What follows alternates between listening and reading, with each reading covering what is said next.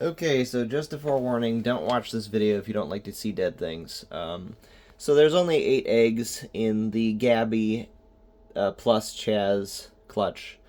Um, there used to be 9. Unfortunately, I saw one of them sweating 3 days ago, and I guess I should have cut it open because that was an indication that the baby was trying to get out.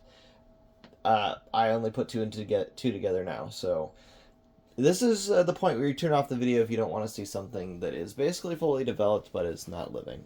You know, it's kind of a sad situation, but it's an interesting situation. So here we go. So that's the baby.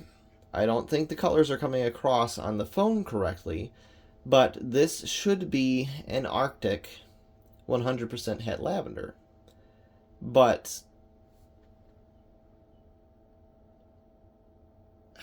here's the thing. Being colorblind really limits me on this. This is either a lavender or it's an albino. And it's also possible that it's a super arctic based on the color. But then again, it could also be that it's been 3 days since it passed away in the egg. From when these little windows started appearing, that's basically its attempts to get out. It doesn't have an egg tooth, so it basically punctured its little sac and drowned. So yeah, there's nothing I can do at this point. It's already gone. But yeah, I looked. There's no egg tooth, but this baby is pinkish, which I don't know what to make of that. Usually pinkish indicates albino, but this could also be lavender. If it's a super arctic albino, it would actually be this color. I really wish it would come across on the phone. I can't capture the color correctly. I can capture correctly in pictures with my cameras, my more expensive cameras, but not with this phone. So the other theory I had was it's just its pigment cells are decaying, so it's just this lighter color. So I don't really know, but it's definitely an Arctic. And the thing is, Gabby is not really het for anything to my knowledge other than possibly albino, and Chaz is not supposed to be het for albino at all. He's supposed to just be a pure lavender.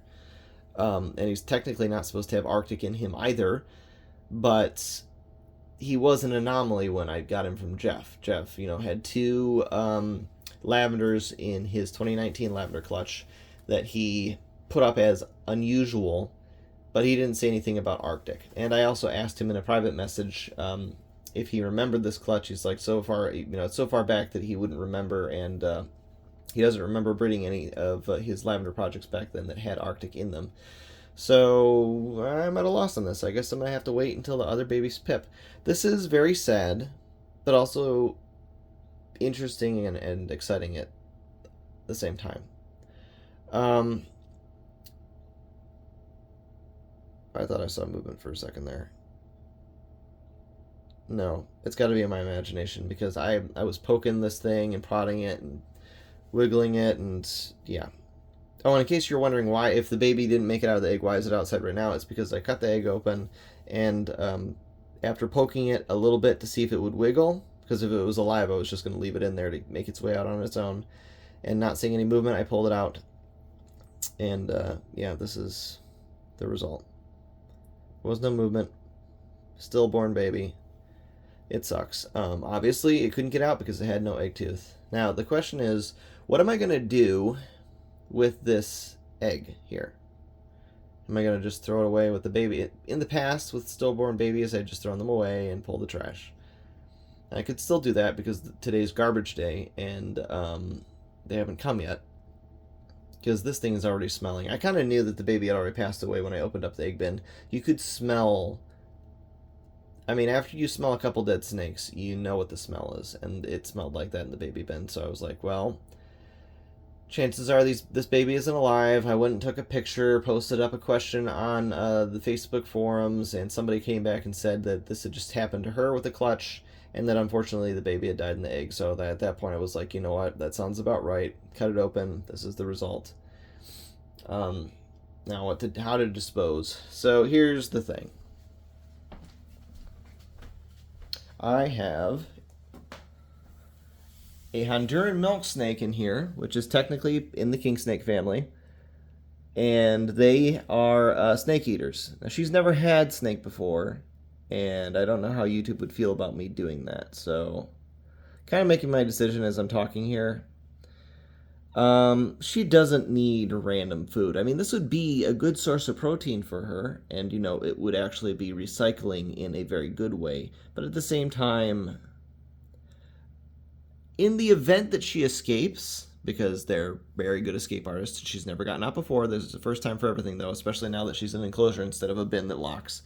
Um, and this top does pop off, this one with the light on top of it. I had to put that in myself, so that's a possibility. I don't want her getting a taste for hognose snake, because I have introduced her to the hognose snakes under supervision to see how she would react, and she just reacted as if they were a snake. She didn't try to eat them or anything. But if she gets a taste for baby hognose snake, I don't know how she'll react in the future, and I would like to avoid problems. So yeah, now I've just made my decision while talking it out. So yeah, I'm just gonna. Trash hasn't come yet. In fact, I might hear them coming down the street right now.